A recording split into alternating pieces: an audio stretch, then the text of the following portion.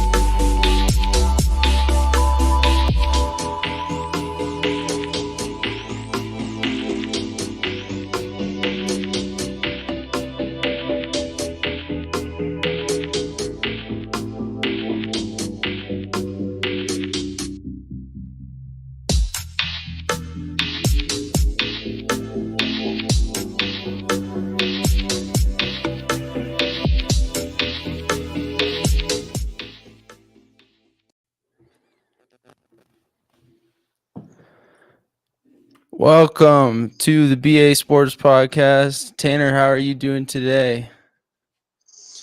Doing great, brother. Looking forward to the playoffs starting next week. It's been a long year, but it's been a fun one nonetheless. Yeah. It's been a long season, but the pay window is about to be here for the playoffs. So we got to lock in and get everyone's lineup set for them. Week 14, lots of games on the slate. Only 2 buys this week: Cardinals and Commanders. Let's kick it off with the Texans at the Jets. The Jets are the underdog at home in this matchup. And honestly, they should be. They really don't have an offense. Tanner, what do you have for this game for the Texans at the Yeah.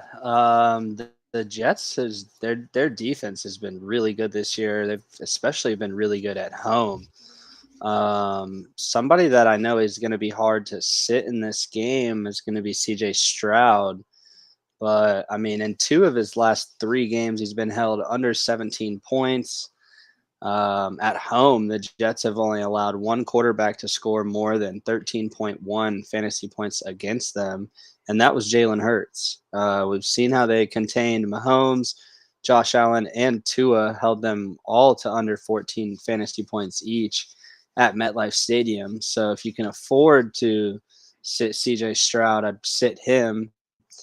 A guy that I think is going to step up a lot in Tank Dell's absence is Noah Brown, aside from Nico Collins, obviously. But Noah Brown should move into the wide receiver two role with Tank on and be their big play threat that we know CJ Stroud needs. In weeks 9 and 10, he had a touchdown and 325 yards between those two games, finishing top 6 wide receiver both weeks. So we've seen him explode. We know what he can be, what his ceiling is. And he should be a top target this week and a solid flex play for the rest of the season with Tank Dell out.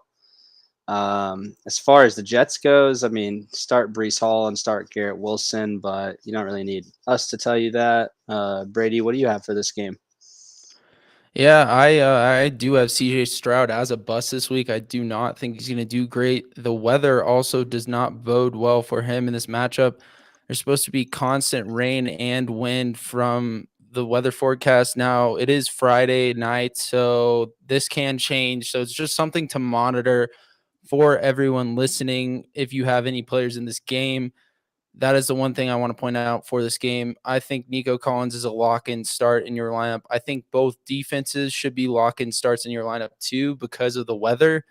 And yeah, like you said, Tanner, Noah Brown, I mean, he stepped up in big ways before, and with Tank Dell out for the year, Brown could be a solid flex option this week. He's produced 0.47 fantasy points per route run. That is tied for 36th in the NFL, which puts him as a wide receiver 3 in that category. He's also got 3.33 yards per route run, tied for 12th in the NFL with a strong 21% target rate. So CJ Stroud loves getting him the ball, which is really good in this matchup. I think you got to start Brees Hall. He's a beast, as always, and they may lean on the run game a little more in this matchup. Houston's run defense is a little iffy, but their pass defense is much better, and they added a safety in Adrian Amos from the Jets. So a little bit of a revenge game for Amos in this matchup. So I do like playing the Texans defense. I think you also got to start Garrett Wilson, as much as I hate to say it. If you have better options out there, go with the better options. But Garrett Wilson will get the target volume, and Zach Wilson's back at quarterback. So Zach Wilson's going to try and get him the ball. I've got a couple sleepers in Brevin Jordan, maybe Tyler Conklin, but I'd prefer to sit Conklin and maybe start Brevin Jordan as a low end tight end. But not much here really else, because this matchup looks to be low scoring, and I don't think it's going to produce a lot of fantasy numbers.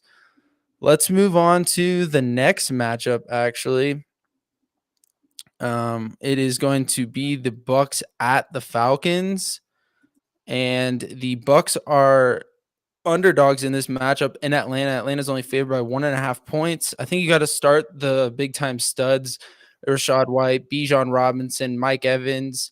Those three are must starts for this game. Really not much to say on them. They always have performed well this year, really, and should be locked into your lineup, especially this late in the season when you need a win. If you need a win to get into the playoffs, I think you got to lock them in.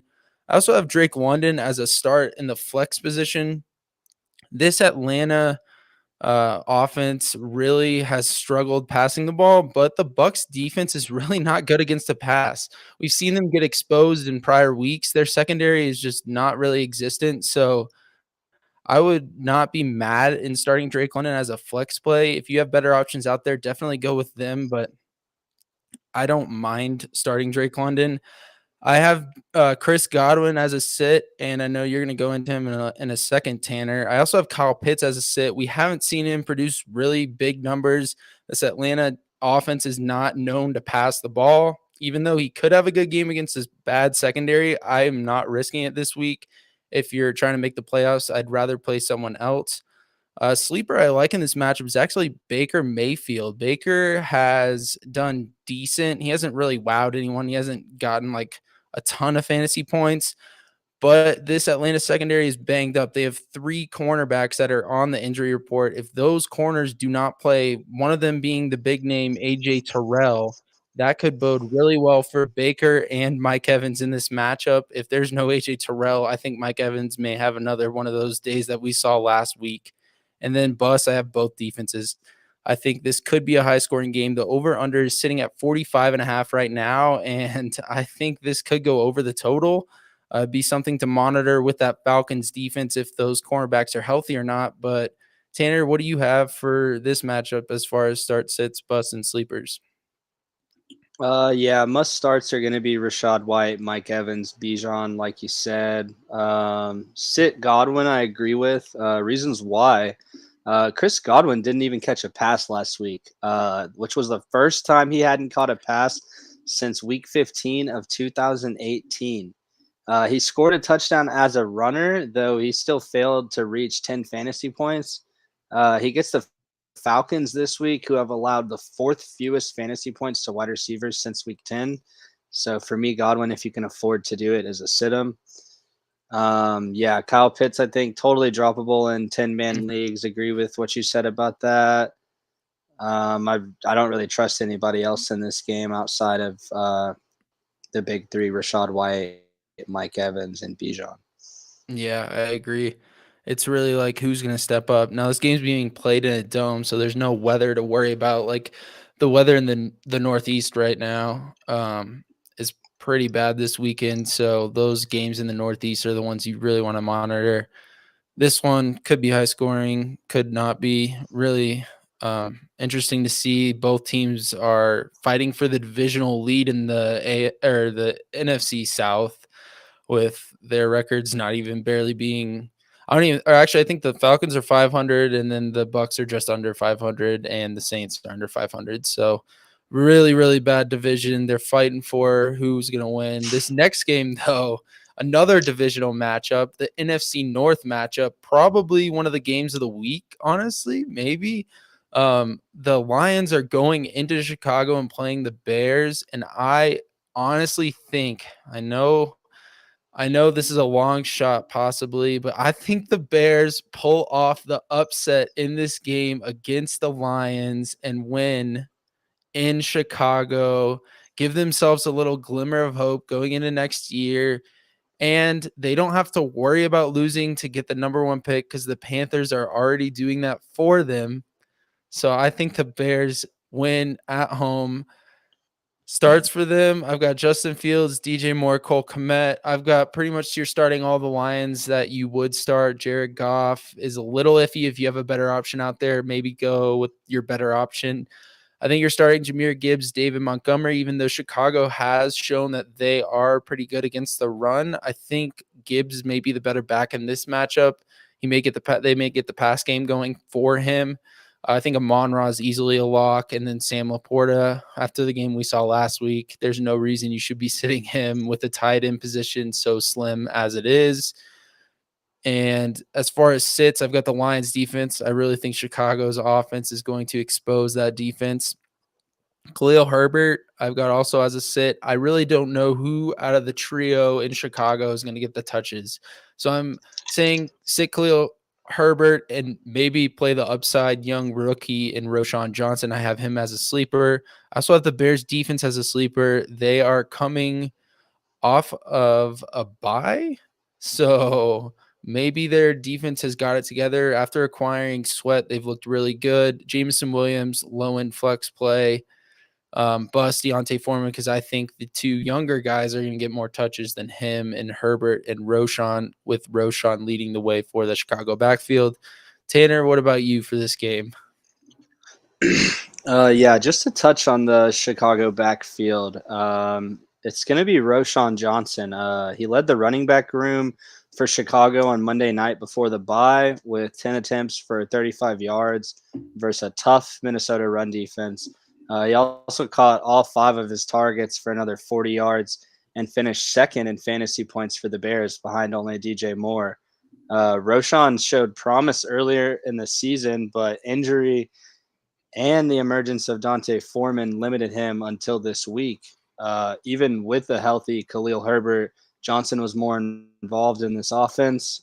As long as Foreman remains out, Johnson is a flex play in deeper leagues if you really need him. The talented rookie out of Texas, we know a lot more about him if not for Bijan Robinson. He could have the fresh legs that fantasy managers need down the stretch. I could actually see him being a stash, potential stash in deeper leagues. But just to touch on this game on Sunday, Detroit, obvious starter is going to be Amon-Ra, Gibbs, Laporta, Montgomery. I think both of those backs are starting.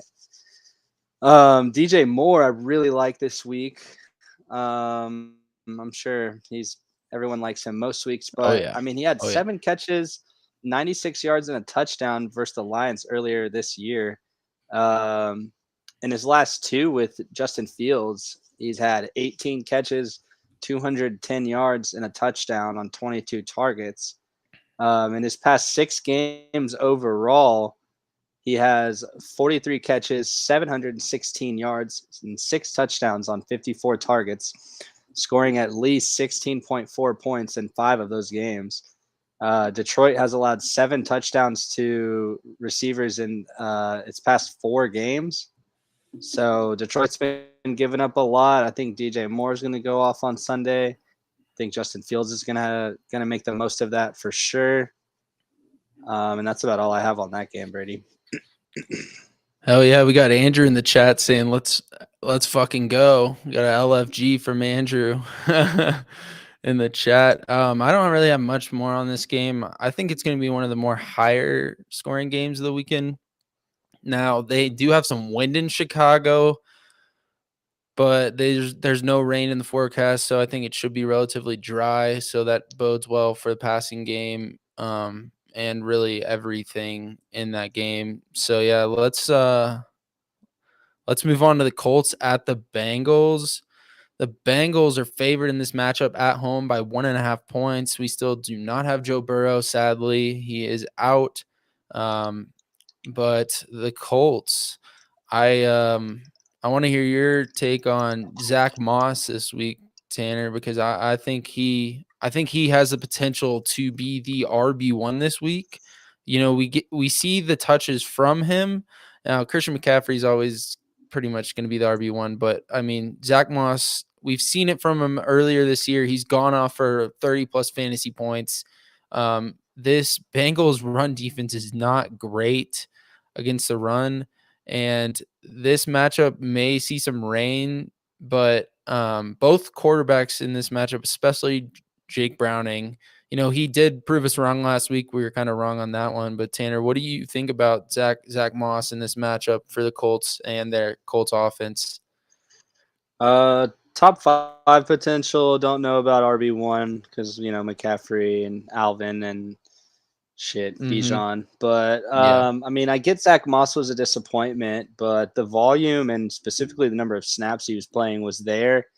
He's definitely the featured back. He has a featured role, which is hard to find in today's NFL without Jonathan Taylor. The Bengals defense has been bad against running backs too. So I think Zach Moss will bounce back this week.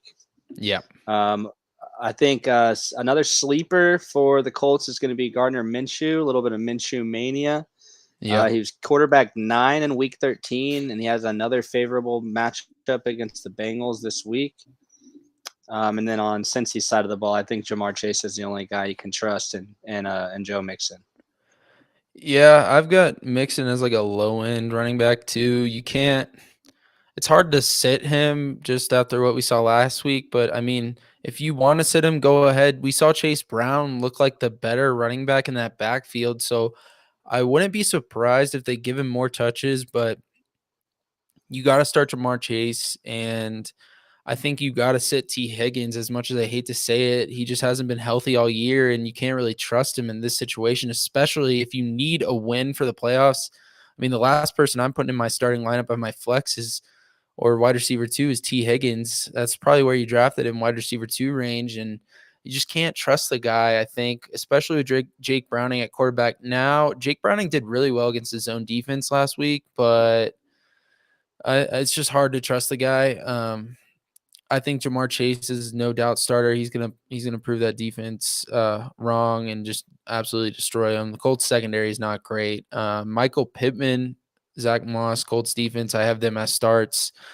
I think you got to sit Josh Downs. I know people have had him as a sleeper start the past couple weeks, but I would not trust him this week. I think, you know, he hasn't put up a big performance, and it's hard to put him in a lineup if you need a win to make the playoffs or clinch a first round bye or something.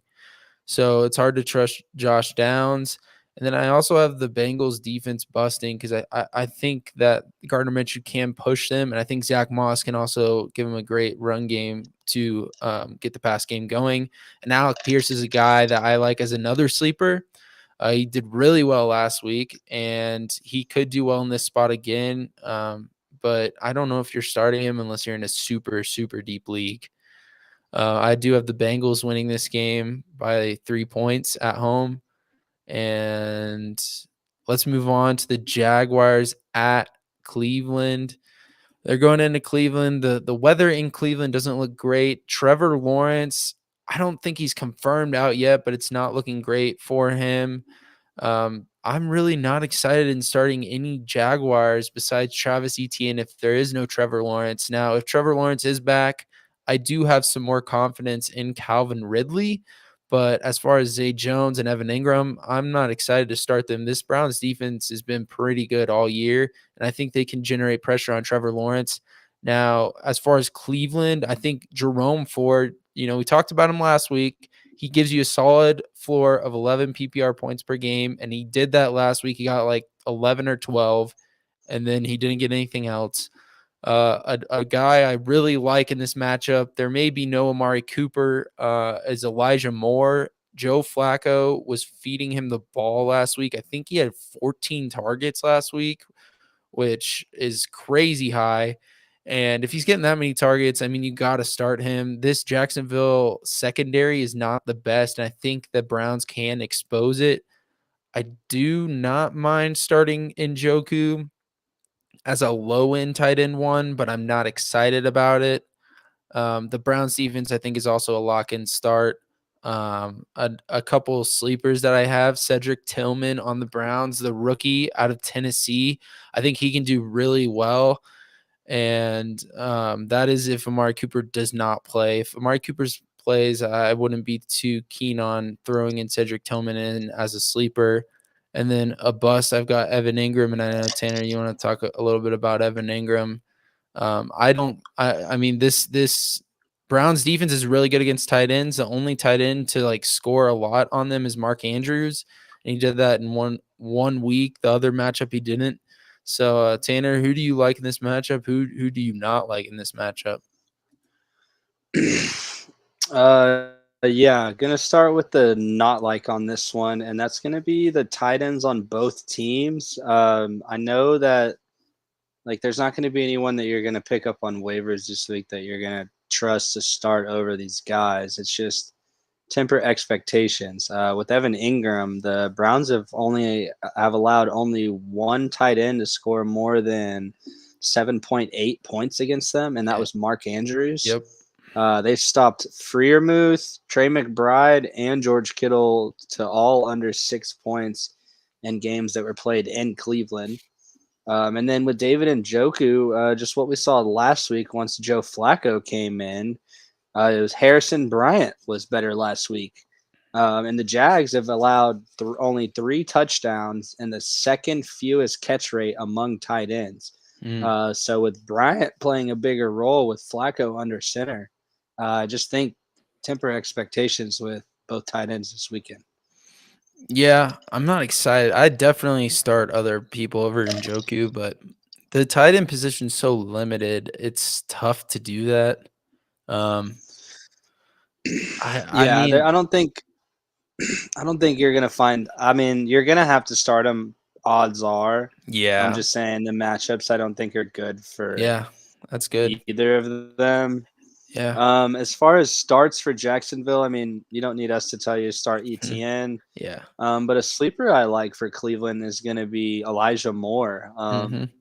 Amari Cooper left Sunday's game with a concussion, and I just don't think Amari's going to play on Sunday. I don't think any player in the NFL has not missed the next game when leaving a game with a concussion this season. Yeah. And once Amari left, Elijah Moore took over as not just wide receiver 1, but the focal point of Cleveland's offense. He had 11 targets, 4 catches for 83 yards. He gets a Jag secondary this week that has allowed the 8th game to opposing wideouts this year. Fire up Elijah Moore, definitely. And then also you could play Cleveland's defense this weekend if you need to as well. Or Yeah. if they're out there. Elijah Moore, 28% target rate, season high last week. So expect that again, I think, if there's no Amari Cooper. And Tanner, who do you think is going to win this matchup? I got the Browns barely sneaking this one out. But if there's no Trevor Lawrence, I think the Browns win this one. Yeah, I think Doug Peterson said today T-Law's a game time decision. I'm going to go with the Browns in this one if there's no T-Law, like you said. Yeah, I'll go Cleveland. Cleveland as well. Yeah, I think if Trevor Lawrence does play, it definitely makes this game more interesting. And I think the Jags can win this game. But with CJ Beathard at quarterback, Joe Flacco is the better quarterback, honestly, in this game between those two. Let's move on to Carolina at New Orleans, another NFC South matchup. New Orleans fighting for first place, Carolina fighting to not give the number 1 pick to the Bears, but it's not looking good for them. New Orleans is favored by 5 in this matchup. Now, we don't know if Derek Carr is confirmed out yet. It's still on the fence. Carr has sustained 2 concussions, I believe, in the last 3 games, which, I mean, honestly, I would sit him if I was the Saints. So we may get a Jameis game, and I'm honestly excited about getting a Jameis game. Last matchup, believe it or not, against the Panthers, he threw for 350 yards. Hoping that happens again. The Saints, I've got my notes here. The Saints are ridiculously banged up injury-wise. Olave's hurt. Taysom Hill may not go. Derek Carr, as I mentioned, he's hurt. They've got a couple defensive injuries. But Taysom Hill's not looking like he's going to go. So that upgrades Juwan Johnson. But I'm not excited to start Juwan Johnson this week because the Panthers defense has been getting players back. And yeah, Tanner, you're pulling up the goose egg because he got a straight goose egg last week, 0 fantasy points. I would not be starting him in any league. That was a mistake on our end last week. We thought he was going to get some volume. He got no volume at all. I think the only Saints you can trust are Kamara, Olave, the Saints defense, and Taysom Hill if he miraculously plays this week because he has not practiced at all this week. Basically, that's all who I would start for New Orleans. As far as Carolina, it's not much better. I would really only start Chuba Hubbard. He's getting all the volume at the running back position, and that's what we want. That's what we want for our fantasy running backs. We want volume, and he's getting it all. We saw it last week. He did really well. Sits in this matchup. I'm sitting probably every Carolina receiver. And then a sleeper I like in this matchup is the Panthers defense. They got healthy last week. They kept it close with Tampa Bay last week. I think they can also keep it close with New Orleans. And Jameis being a little risky thrower on the deep ball. You know, he likes to chunk it downfield and make some crazy decisions. But I think the Panthers defense is a sneaky play if you need a streamer defense and there's no one out there. I also think if you're playing DFS and you need a cheaper defense, play the Panthers. It'll save you some money. The over-under is 38 on this game, so it's not projected for a ton of points. It is in the Dome in New Orleans. Tanner, who do you like in this matchup? I can't imagine it's a lot of people, but yeah, who do you like on these sides? Yeah, pretty much. Honestly, everything you said was what I was gonna say as well. Only thing I don't think I agree with would be the Carolina sleeper defense. I mean, yeah, we've seen what Jameis can do and has done in the past, but for fantasy, that's been a pretty good thing. And also, he has the ability to really elevate his weapons around him. So I don't know, but yeah, everything you said, I agree with. Like exactly same exact thing I was gonna say. Only thing I'd add is just on the Adam Thielen side of things. He's definitely a sit, like you said, sit Yep. all Carolina Panthers receivers. I wouldn't trust any Panther not named Chuba Hubbard. I think pretty much Yeah. all fantasy players, aside from Alvin Kamara, Chris Olave, and Saints defense, is going to be risky. But with Thielen in particular, he's failed to score more than 10.2 points in 4 of his last 5 games. The Saints are tough on wide receivers and even more so on slot receivers in particular. I think everyone in this game, besides Chuba, is risky. I just wouldn't touch anybody on Carolina's side of the ball. Yeah, I still think Chuba is a little risky. You know, he's seen his highs, we've seen his lows. We don't know what he's going to give us. He's not consistent. So if you have a better option out there, definitely go with that better option. But I mean, we know the running back position is thin. There's been so many injuries this year. This is like the most injuries I think I've seen ever. Quarterbacks, running backs, wide receivers. I mean, everyone's getting hurt. And if you have no one better than Chuba Hubbard, because I mean, I had to play friggin' Zeke on Thursday Night Football because I lost Ramondre Stevenson, and I was between Zeke, Keaton Mitchell, and AJ Dillon. And Zeke turned out to be a hit on Thursday Night Football, 27 fantasy points. But yeah, if you've got better options, definitely go. I'm putting Hubbard as a low end RB2 flex play if you need it. But yeah, we don't love this matchup. It should be kind of a low scoring one. Moving on to Baltimore, the Rams are traveling to Baltimore. The Baltimore is favored by 7.5 in this matchup. It's kind of a high line for Baltimore to be favored by, but we've seen them blow out NFC teams in the Lions. So that could be the case here, but the weather here is not going to benefit either team. I don't think it's going to be windy and rainy. Like I said, the Northeast, East Coast has got a load of storms coming forth this weekend, so that is something to monitor. It is being played in Baltimore. Kyron Williams and Puka are really the only 2 Rams that I am comfortable starting. Yeah, I'm not comfortable starting Cooper Kupp, even though he got into the end zone last week. Now, if you don't have anyone better, I mean, might as well throw Kupp in the lineup. but this Ravens defense is no joke. They have a great secondary, they have a great linebacker core, and they have a great defensive line. They've done really well all year, and they're at home coming off a bye. I really like the Ravens in this matchup. As far as the Ravens starting wise, I'm going with Lamar, Zay Flowers, and the Ravens defense. That's about it. I'm going to sit Stafford.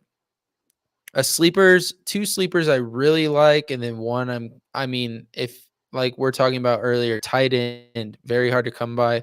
I think Isaiah Likely can be a sleeper this week, but that's only because the Rams have not been great against tight ends. And I don't know how many targets he's going to get. I don't know how much they're going to pass the ball. This weather is not looking great. OBJ, I have a sleeper because it's a revenge game. We love revenge games. He's going up against the former team that he played for, won the Super Bowl with, in the Los Angeles Rams. And then Keaton Mitchell, I have as a sleeper because he could explode this week. We know Keaton Mitchell is kind of like Devon Achane. He was getting that comparison. He's a rookie. He's super fast. He's explosive as a runner. And if he gets into open space, he can make people miss and hit the big play touchdowns. So that's what you're kind of banking on if you're starting Keaton Mitchell this week. And I wouldn't mind starting Keaton Mitchell over Chuba Hubbard. I think Chuba may be the safer floor, but Keaton Mitchell definitely has more upside and has the higher ceiling for you if you want to go that route. And I think the Ravens win this game. I think it's going to be lower scoring. The total's at 40 points. I think that has something to do with the weather. Tanner, what about you? What do you think about this matchup between the Rams and the Ravens? Rams side of the ball, start Kyron Williams, start Puka. Ravens side of the ball, they're the defense for the Ravens and Lamar. Sits for the Rams. I've got Matthew Stafford. I mean, he has to travel across the freaking country to get to this game. Ravens are coming off a bye. No quarterback has had more than 16.2 points in Baltimore this season. That includes CJ Stroud, Joe Burrow, and Jared Goff. So I mean, Matt Stafford's been hard to predict. He's had two pretty good weeks back to back. Yeah. But this week, I think he cools off for sure.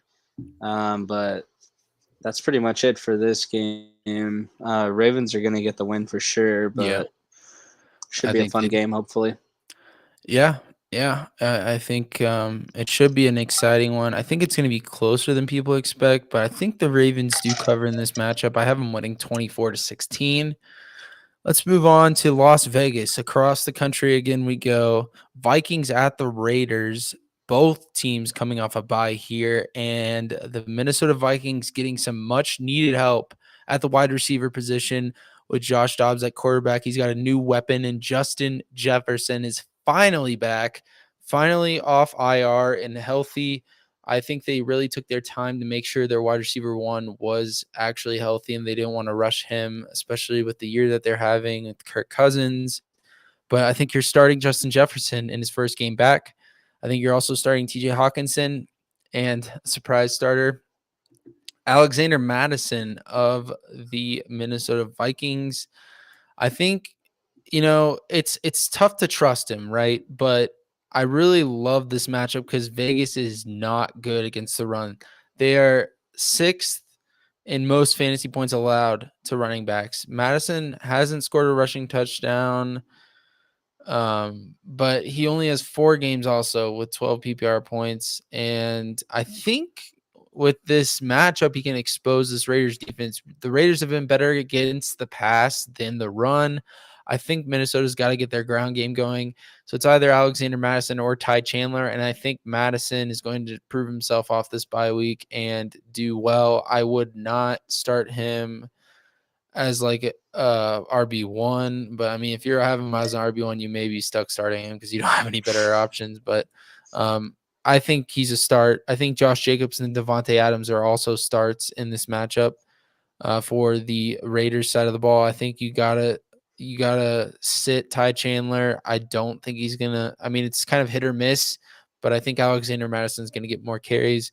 And then as far as sleepers, I've got Josh Dobbs, and I also have Jacoby Myers of the of the Raiders, and I kind of want to get into Jacoby Myers because he's kind of a sneaky play. Myers has a better target rate when facing zone coverage, and the Vikings play zone coverage at a top 10 rate.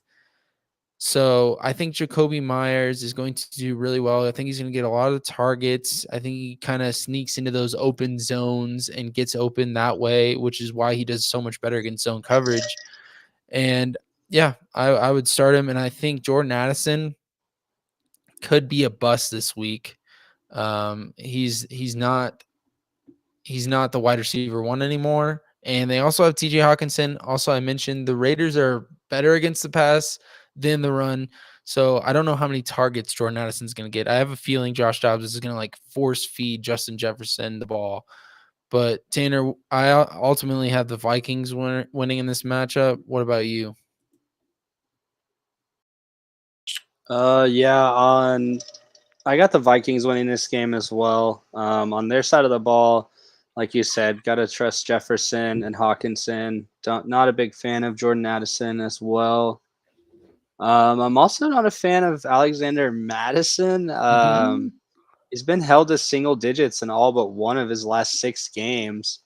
And Vegas has actually been better against the run lately, allowing only 3.4 yards per carry since week 10. Looking at all defenses on the year, that would have them as number 2 in the NFL if they had that average since week 1. So that's pretty big improvement. They've honestly been a lot better ever since they got rid of Josh McDaniels, but that's a conversation for another time. I'm not gonna throw my guy under the bus, but well, 2 head coaching jobs, both gone to shit. But that's another conversation. Well, yeah.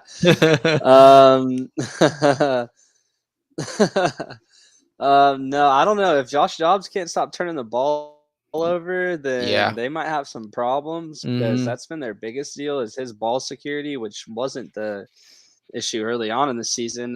But I don't know. Hopefully the bye under his belt, got some time to learn the offense and stuff. They can actually open up more of the playbook to him. I think teams just kind of figured out what they were running, but we'll see. They're gonna need him. Jefferson wouldn't have come back if they didn't feel they had a good chance to make the playoffs. Yep.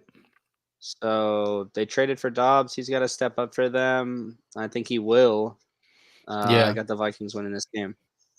Yeah, I think he finally had the bye week to learn everyone's name and get that down and and get acquainted with his new target coming back in Justin Jefferson. So yeah, I think they can do well in this matchup.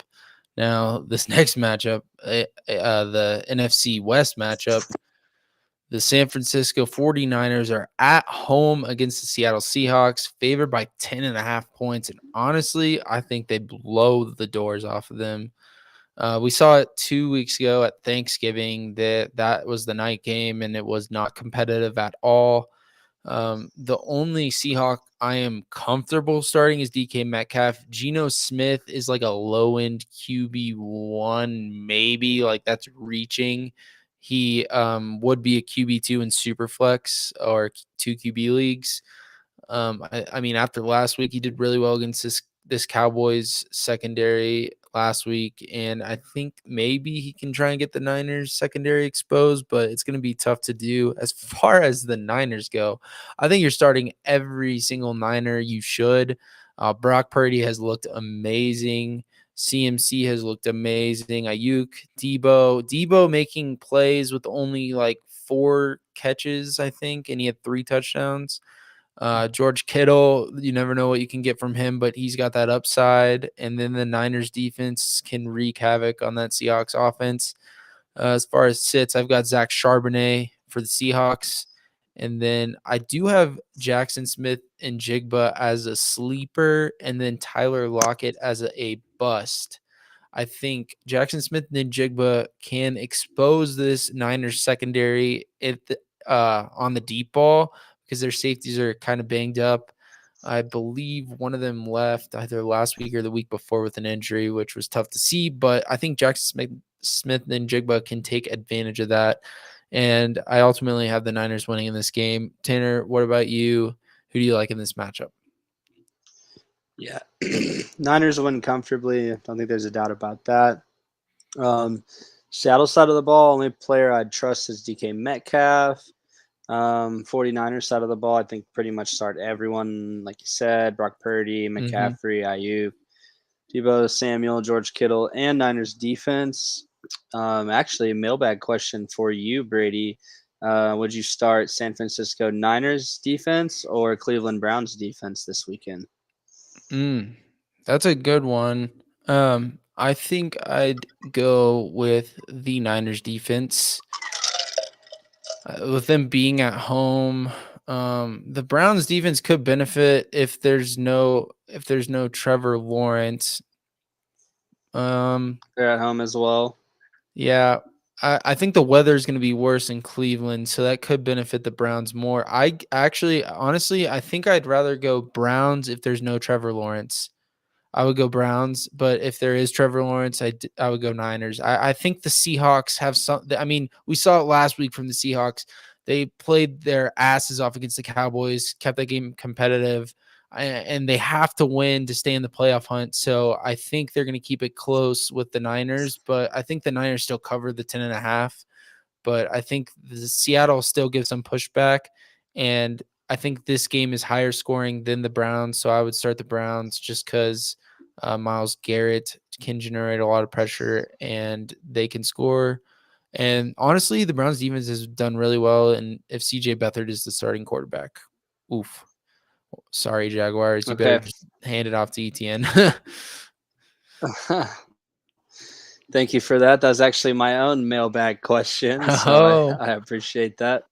yeah. But yeah, that's pretty much all I have for that game. Niners win comfortably, I believe. Okay. Yeah, I think they do too. Next one, game of the week. Bills. Bills No at one the Chiefs. No one circles the wagons. circles the wagons like the Buffalo Buffalo Bills. Bills. Yep, and they are going into Kansas City. Kansas City's banged up. Tanner, I know you're surprised by this earlier. Isaiah Pacheco's out, people, not playing. Shocking news this morning, really, for us. And yeah, he's out. They're even talking about putting him on IR, which is really surprising.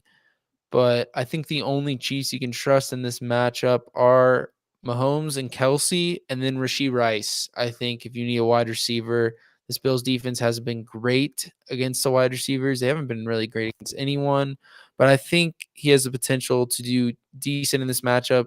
And with Isaiah Pacheco out, I've got Jerick McKinnon as a sleeper in this matchup. I think the Chiefs are going to be trailing against the Bills in this matchup. I have the Bills winning this matchup. They have to win this game, honestly. Their playoff hopes are pretty much on the line in this one with the AFC being so tight as it is. And I think the Bills pull this one out. Coming off a bye, I am starting Josh Allen, Stephon Diggs, James Cook, who they've been getting the ball to a lot more after they fired their OC. And then Dalton Kincaid, I think with the tight end position as it is, you've got to put him in your starting lineup.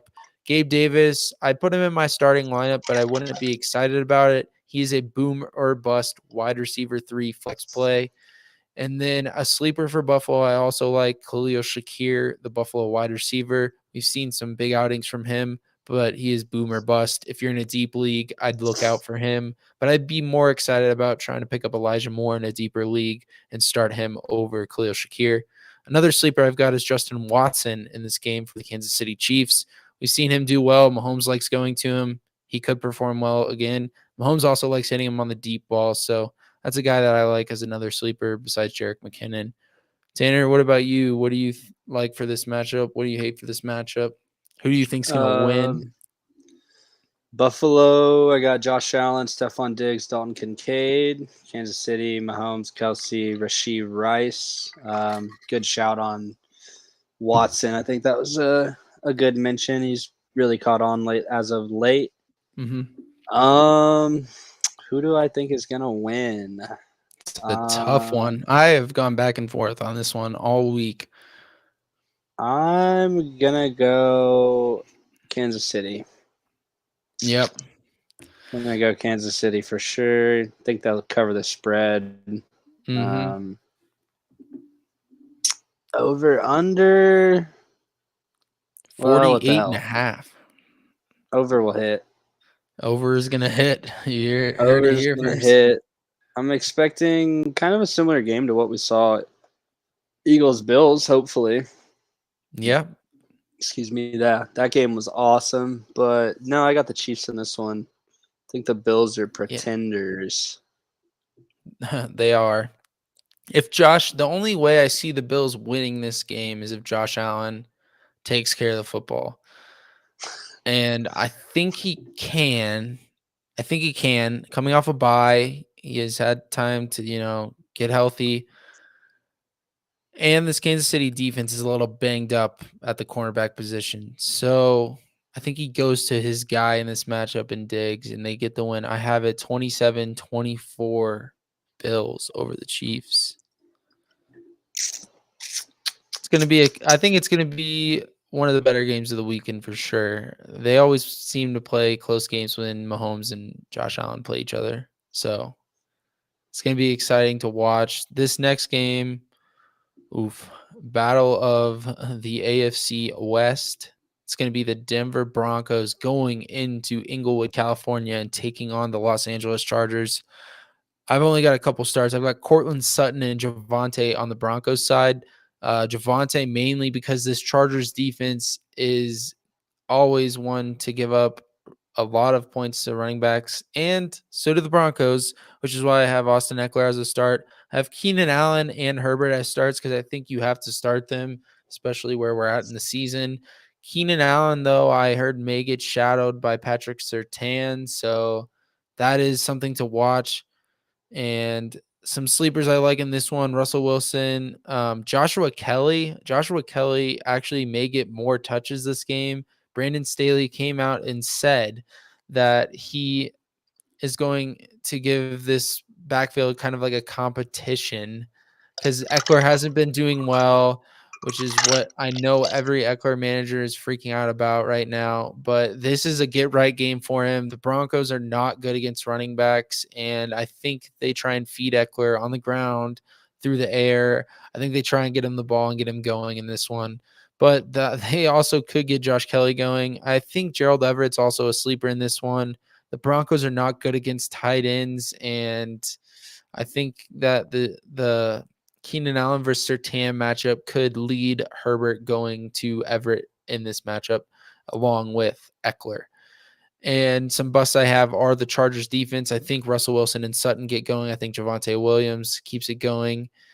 And I ultimately have the Broncos actually winning this one. I actually think they should be favored, but they are on the road, so take it how you want. But Tanner, who do you have winning this matchup, and who do you like in this matchup? Who do you hate?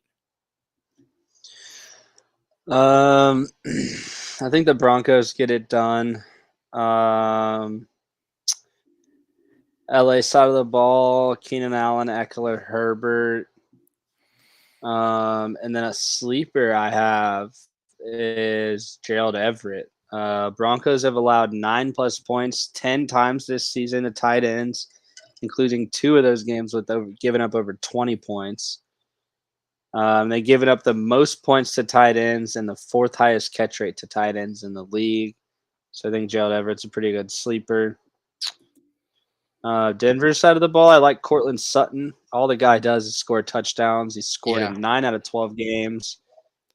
Chargers have allowed 11 touchdown catches and the 3rd most fantasy points to perimeter receivers in the league this year. And then I also like Denver defense. That's a good stat. Yeah, they haven't been great, even though they've got the talent in the secondary. They haven't been great all year. Sun's been a beast. Connor just said in the chat, Denver's going to roast and toast them on Sunday. So Broncos country, let's ride. I think they do roast and toast them, and the Chargers are firing Brandon Staley after Sunday. Bold prediction. Are they? I mean, they haven't fired him all year, so they might as well just let him go to the end of the year and then fire him. and then rebuild after that and go hire Harbaugh from Michigan. But that is the last of the afternoon game. Actually, we do have the Sunday night game, and we actually have 2 Monday night games this week. So we got 3 games left to cover. The next game, big time game for the Dallas Cowboys. Philadelphia is going into Dallas and taking on the Cowboys. Cowboys are favored by 3.5 in this matchup. Honestly, they should have won the first matchup, but they just made too many mistakes, blew that one. I am pretty much starting every Cowboy and Eagle I can besides DeAndre Swift and maybe Tony Pollard. If you can afford to do so, I know it's tough, like to sit those guys because they're top running backs, and the running back position is very slim and injured this year. But I do have the Cowboys pulling out in this one. I think it's going to be high scoring. So the over-under's highest of the weekend. It's 51.5 points.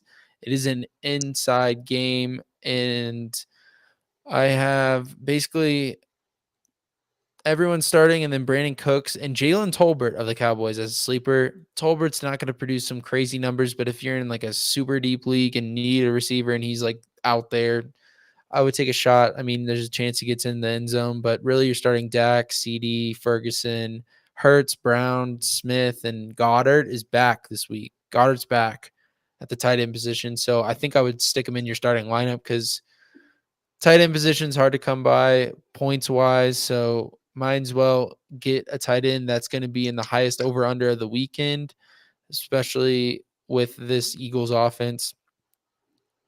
I do have the Cowboys defense as a bust, actually. I am sitting them this week. Tanner, would you sit the Cowboys defense this week? I do not trust them after their performance against Seattle. And I think they could get exposed. And I think since it's a divisional matchup, this is going to be a high scoring game.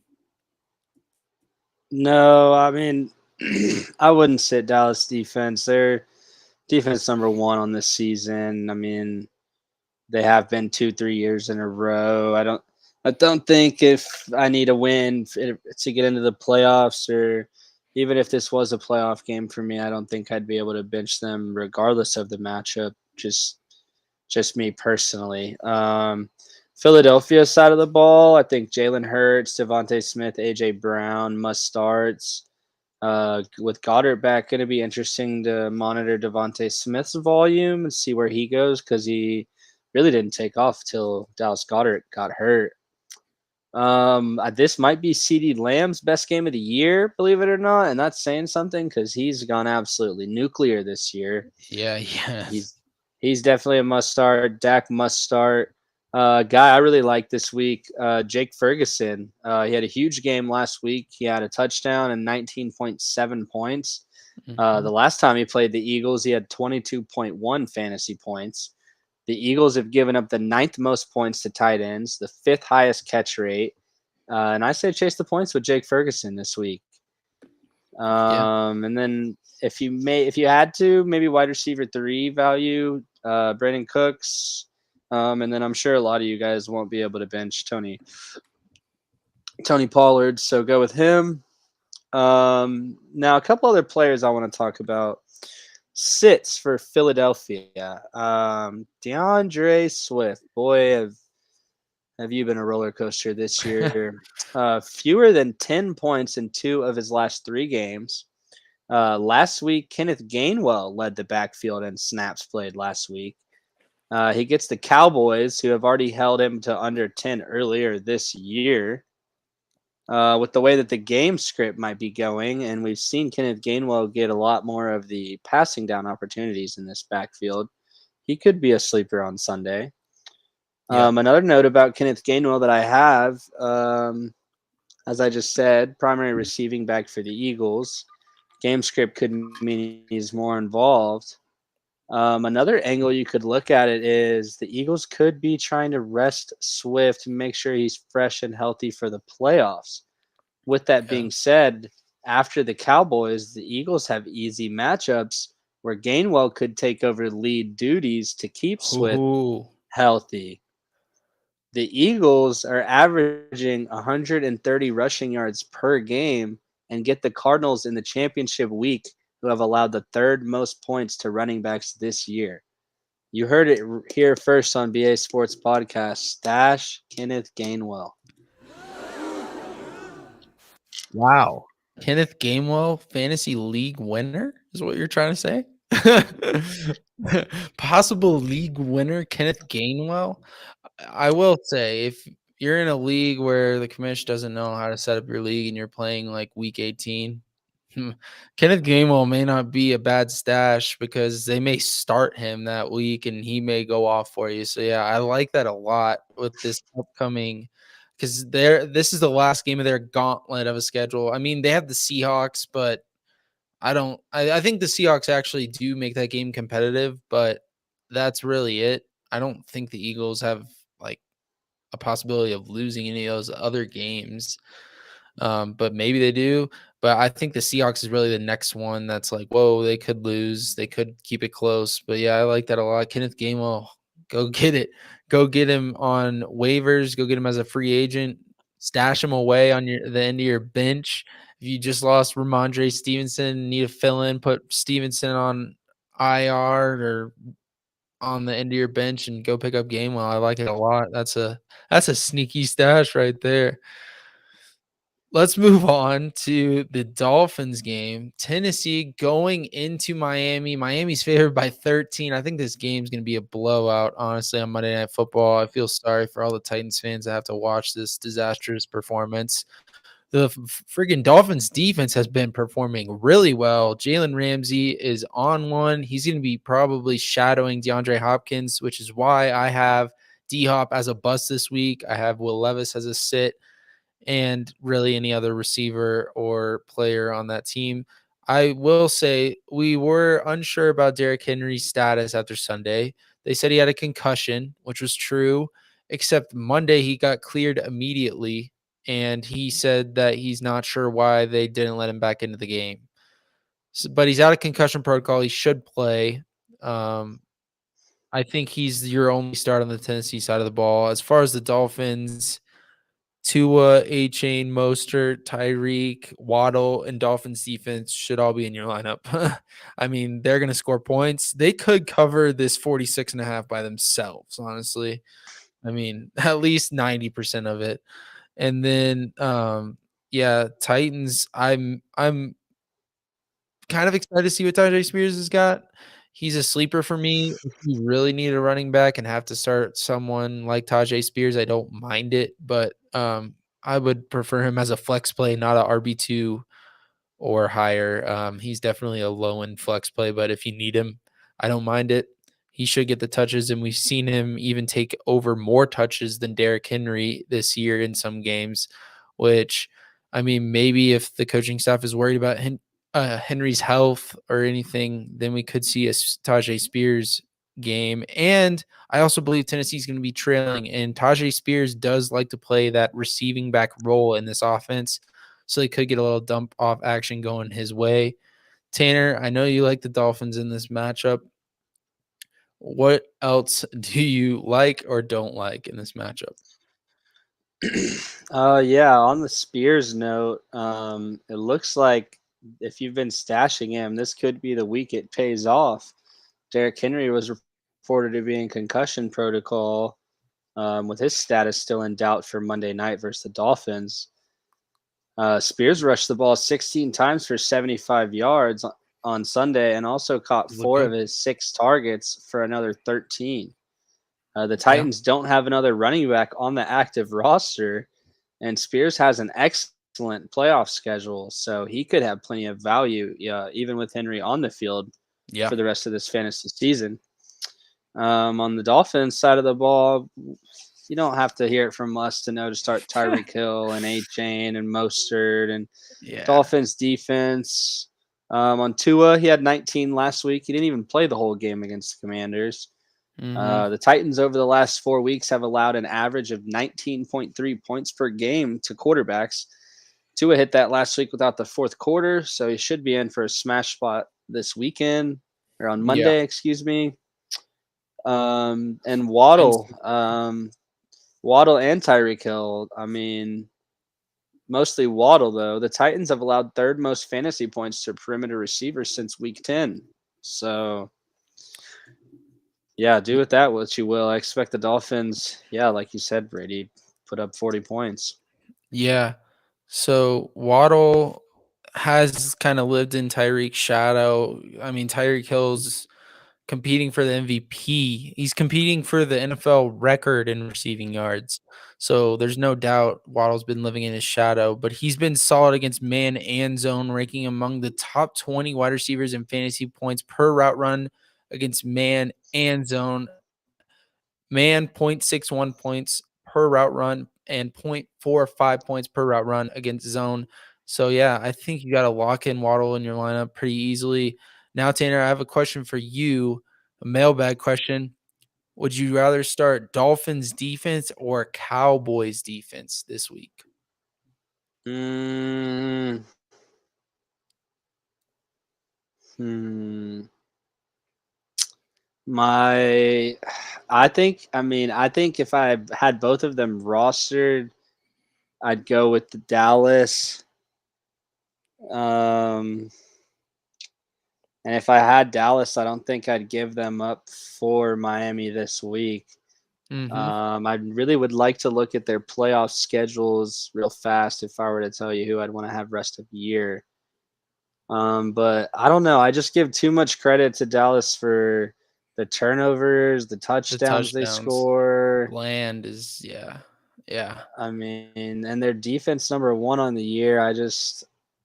Yeah, they It's don't have a good tough. matchup, but It's a I tough mean, one. going into the week, you would have thought Steelers would be the best. Like Yep. you'd start the Well, Steelers. Would yeah. you start the Steelers or the Cowboys? And then you'd That probably was say a tough. Steelers. Uh-huh. Yeah. No, And it's a I tough don't know. call. I definitely started the Steelers on Thursday night in one league, and that was brutal. I think the Patriots put up the most points in the first half since Tom Brady left. I don't know though. Yeah, we've talked too Um, much about the Patriots on they're this competing for a podcast top five. already. They're competing for a top five pick, so we don't really need to talk about them much more. Until draft season starts coming around. But actually, they're still in the playoff hunt, Tanner. They just have to win out and like have everyone lose out. I did see that. I did see that.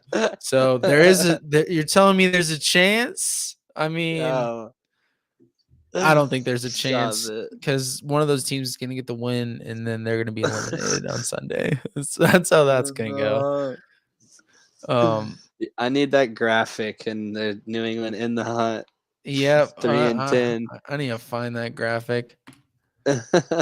Honestly, because yeah, when I saw that graphic, I was like, no, he does not. They do not need to be put in the hunt conversation. But speaking of in the hunt, the Packers are in the hunt for the NFC playoffs, and they're going into the Giants in New Jersey. The weather looks clear in New Jersey on Monday night.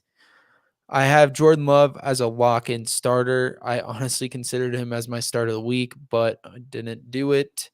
I have Christian Watson as a start, but he hasn't practiced all week. I don't think he's going to go, so I would not think he's going. So, but if he does, I'd start him. But as of right now, as of what we're seeing, I don't think he's going. So definitely be on the lookout, but probably a sit. AJ Dillon, the Giants' run defense hasn't been great, and AJ Dillon's been getting a lot of snaps. But something to monitor is Aaron Jones is practicing. I don't know how much. We're gonna get the Packers and Giants injury reports as the weekend rolls on, along with the Dolphins and the Titans. So monitor that as the next couple of days move closer towards Monday. But as far as the Giants, I'm only starting Saquon. I like Jalen Hyatt as a sleeper. He's a rookie. I think they're gonna probably give him some targets after this bye week. You know, rookies like to get going after their bye. Giants had a late bye. I think Jalen Hyatt could be a guy that gets going. I like both defenses as sleeper options in this matchup. Now, I think that's really because it's going to be low scoring. And I also like the Packers wide receivers not named Christian Watson. Romeo Dobbs and Jaden Reed have been really good this year and really good in recent matchups. The past 3 weeks, they've been pretty good. and Jaden Reed, a rookie. I think both of them step up big time and help Jordan Love if Watson is indeed out. I do have the Packers winning this game. They're favored by 6.5 points. Over under is 36.5. I have them winning 20-16. Who do you like in this matchup, Tanner? And who do you ultimately have winning on Monday Night Football in New Jersey? I think it's gonna be the Packers, just with the way Jordan Love's been playing lately. Even from a fantasy perspective, he's got 3 straight games with over 20 points. I think he's gonna go off against the Giants, like you said. Since week 10, the Giants have averaged quarterbacks have averaged 18.9 points against the Giants. Only person I'd trust on Big Blue side of the ball would be Saquon. So yeah, I look for the Packers to win. And they should cover the spread. Now, primetime games have been so weird and unpredictable this year, whether it be Monday or Thursday. I mean, This Sunday last nights we've Thursday been was catching absurd. breaks, but especially on Mondays, dude. I mean, it's just I'm glad I haven't been touching it. But Yeah. yeah, with that being said, weird stuff's been happening in prime time. But that's about all we have for that game. Brady, I was interested to know if you had top starts at each position going quarterback, running back, wide receiver, tight end, flex, and defense. Your top starts. Yeah, so start of the week is the quarterback. I think he has the potential to boom this week. He runs the ball really well against this team. It is Justin Fields of the Chicago Bears. I do have the Bears winning this one, so of course I'm on the Justin Fields train. I think he is the start of the week this week. I think he's going to go off and have a big game and lead the Bears to victory and show the Bears that they don't need a quarterback in the draft. They need to go get Marvin Harrison Jr. from Ohio Maserati. State. And at the running back position, I have Zach Moss rebounding from last week's performance, kind of a dud. Great matchup here against Cincy. I think he does really well in this matchup, and he is my top start for the running back position. Wide receiver wise, I've got Cortland Sutton, a guy who loves to get into the end zone, like you talked about earlier, Tanner. And I think he does really well against this Chargers secondary. I think Russell Wilson looks for him a lot, and they keep it rolling with the train that they were on. They lost last week. I think they rebound here, get a win in LA. Another Chicago Bear at the tight end position. I like Cole Kmet as the top start of the tight end position this week. I know you're probably debating him with a couple other guys, maybe Dalton Kincaid. Um, I don't really know who else in that range. Maybe David Njoku. I'd definitely go Cole Kmet over those guys. Dalton Kincaid's a little on the edge. And in a higher scoring matchup, so maybe you start Kincaid over him, but I think Kmet's going to boom this week. Justin Fields likes looking for him and DJ Moore. Really, no one else. He likes going to those two guys. Those are his go-to guys, and I think he does it. And so at the flex position, I've got Brandon Cooks of the Dallas Cowboys. He scored a touchdown in each of his last 4 home games. Now, he doesn't get a lot of targets like CeeDee Lamb does, but he has a knack at getting into the end zone, and this Eagles secondary is not great against the pass. I like Brandon Cooks this week in the flex position. Defense-wise, Colts defense, they've had a knack for getting in the end zone, punt returns, kick returns, interceptions. They've gotten sacks. I think they wreak havoc somewhat on Jake Browning, but I still think the Bengals win this one. It's going to be a close game. That may be one of the better games of the week in the early window. So those are my top starts at each position. That's what I've got for week 14. Top starts. All right. Yeah, just to touch on my top starts. Quarterback Justin Fields, running back Zach Moss, wide receiver Rashee Rice, tight end Taysom Hill, just to name some that I maybe didn't mention ahead of time. Yeah, Just for something to guys. monitor about Hill though is he hasn't practiced all week. That's something That's something I saw today. That's the Saints are so banged up. It's like ridiculous, but I do like him if he plays. I mean, he's tough. He's a tough guy. And I think he could not practice all week and we see him out there on Sunday because Taysom Hill is that kind of guy to kind of push through the Right. injury. So if he's out there on Sunday, I love starting him. I actually have him as a start, but that is if he goes. We just aren't sure. Awesome. Thank you for that. All right. Now that we've touched on your top starts at each position, what about your top sits or busts at each position? Yeah, so both of us kind of had this guy at the quarterback position. It's CJ Stroud. He's got a tough matchup going into New York. The Jets defense has looked very good this year, especially at home. The weather is not going to be in his favor in this matchup. Windy and rainy, not good conditions for a quarterback. Lost his top receiver in Tank Dell. And as you mentioned, Tanner, earlier, he hasn't looked good the past couple weeks. He's been kind of, I don't know if defenses have started figuring him out or what, but CJ Stroud, I think he's going to bust this week. If you have better options, like we were talking about earlier, definitely start someone else over Stroud. We both agreed on this running back. DeAndre Swift is a bust for me.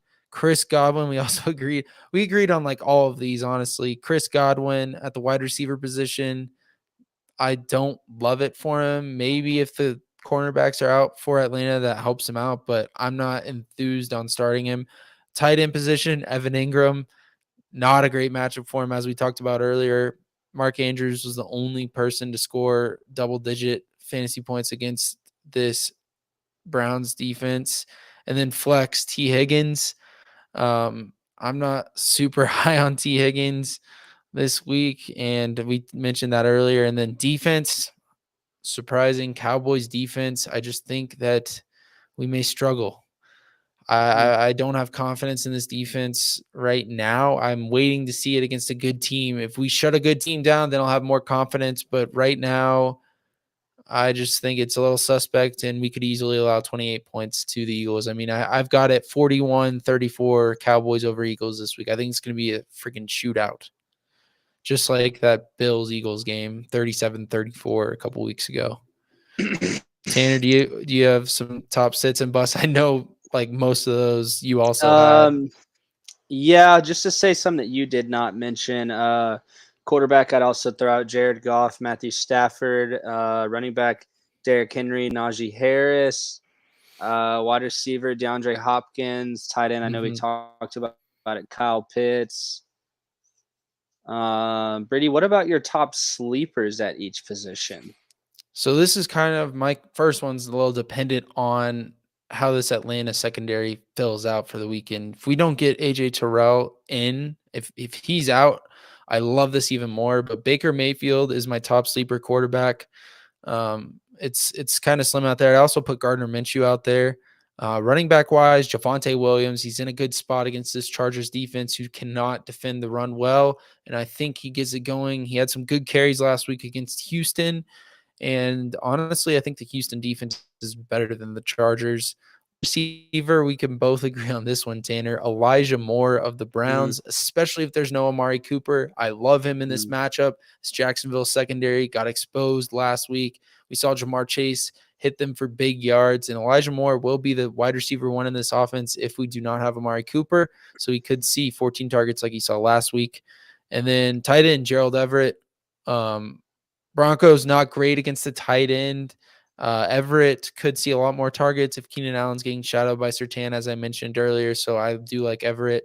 Flex, I like Dobbs over Jaden Reed. I think Dobbs actually outperforms Jaden Reed. He kind of has a knack at getting in the end zone. So does Jaden Reed. But I think Dobbs has one of those performances where we're like, damn, okay, this guy is a legit wide receiver on this offense. Because whenever Christian Watson's in there, I mean, Jordan Love's got three guys he can go to. Even if Luke Musgrave gets healthy, he's got guys he can go to. If Aaron Jones is healthy, he can dump it off to Aaron Jones. But with no Aaron Jones, I think Dobbs can do well in this matchup. So I like him as a flex play. And then defense, I like the Packers defense. We've seen Tommy DeVito do a decent job as of late, but I think in this matchup, the Packers defense matches up well with them, and I think they can cause some pressure on DeVito and cause him to struggle, even though he's at home coming off a bye. I think this Packers defense comes out well prepared for DeVito. And the only guy I'm worried about really is Saquon Barkley, who can gash that run defense, who's we've seen is not very good. The Packers are not very good against the run, but I think they're going to be trailing, so it's going to force them to throw a little bit more than they want to. Tanner, what about you? What are your top sleepers for Week 14? Yeah, I was just going to emphasize Elijah Moore as the only one I really wanted to touch on. Go grab him if you guys need a flex, a wide receiver 2 even. I mean, this guy is a focal point of the offense, like you said, about his 28% target share, highest on this season. Yeah. Flacco's getting the ball out, so really like Elijah Moore this weekend. Yeah. Some quick weather notes I want to really go over. I'll mention this in my matchup analysis. If you follow me on Twitter or the X, you'll see all this.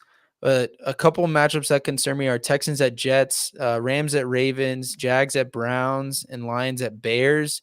I'm not concerned much about the Jags at Browns and Lions at Bears games. Those are more wind than rain.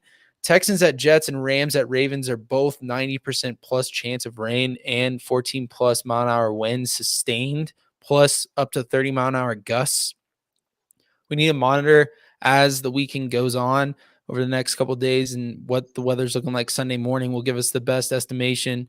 But if you see these point totals start dropping Sunday morning, that is concerning, and that means the books know that the weather's not going to be good and the points are going to decrease. So beware of those games. Lions at Bears, just really windy, no rain, really. It's 13% chance of rain. I don't think we see that increase. Jags at Browns, 34% chance of rain, 12-mile-an-hour winds. So I don't think it's going to rain in that matchup, but those two are a little colder than the ones in the Northeast in New Jersey and Baltimore. Some injuries to note as well. Really, I would monitor Taysom Hill's injury. I would also monitor Aaron Jones' injury.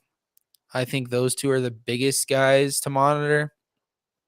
Another guy that I think you guys all should know about if you weren't listening earlier, Isaiah Pacheco and Dalton Schultz are both out. Those are two big-time names. Jonathan Taylor's still out. Christian Kirk is out.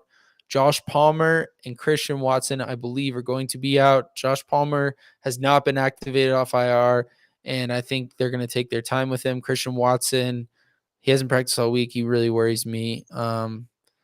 But that's kind of all I've got. I'll update some injuries if I see anything come up. I mean, if you're following me on Twitter, you'll get those injury updates automatically. I'll usually just retweet them off of whatever source I get them on. Tanner, do you have anything else to add for the listeners for Week 14 that you think they should be aware of? No, guys, just keep it locked. Playoffs are around the corner, most leagues starting next week. Just keep it locked, guys. It's going to be fun. You know, anything can happen in the playoffs. You made it to this point. You know, whether you're the first team in or, you know, the number 1 seed or the last seed, it doesn't matter. Anything can happen. Any team can get hot. Yep. Once you get in, you know, it's just about playing these chess pieces right and having yourself a merry old Christmas with all your prize winnings. Yeah. But no, it's the best time of the year, man. I mean, I wait. I itch all year long for this. The playoffs are here. Yeah. So excited for next week and the next couple of weeks as we navigate through this together. Yeah. Some people's playoffs the unimaginable happens every year. I mean, I just played Antonio Brown in the championship a couple years ago, and he runs off the field during the game. I mean, you just never know what's going to happen in the fantasy playoffs. I'm so excited for it, and keep it locked, guys. It's going to be a hell of a ride. Yeah, guys, appreciate you guys listening. Hopefully we can help you win your fantasy championship. And yeah, like I said, follow me on the X, BA Sports Podcast on the X, or Twitter, TikTok, and Facebook, and then BA_sports_podcast on Instagram. Follow there as well. Yeah, stay locked in and let's get you some dubs. Some people's playoffs start this week, so hopefully the first round goes well. Hopefully you don't have to play. Hopefully you have a bye in the first round. Really a sucky week to start playoffs with 2 teams on bye this late in the year, but Kyler especially being on bye. But yeah, guys, I appreciate you guys listening to this episode of the BA Sports Podcast. If you have any start sits questions on Sunday morning, feel free to tag me on the X. Feel free to respond to my matchup analysis. That will be posted tomorrow for all these games that we just went over, kind of reiterating the stuff that we just talked about and giving you guys a visual of everything and all my score predictions. So thank you, Tanner, for coming on and helping everyone with their matchups. And we will see you guys next week in the first round of the fantasy playoffs. Hopefully you get the win. Hopefully you clinch. And good luck to everyone out there.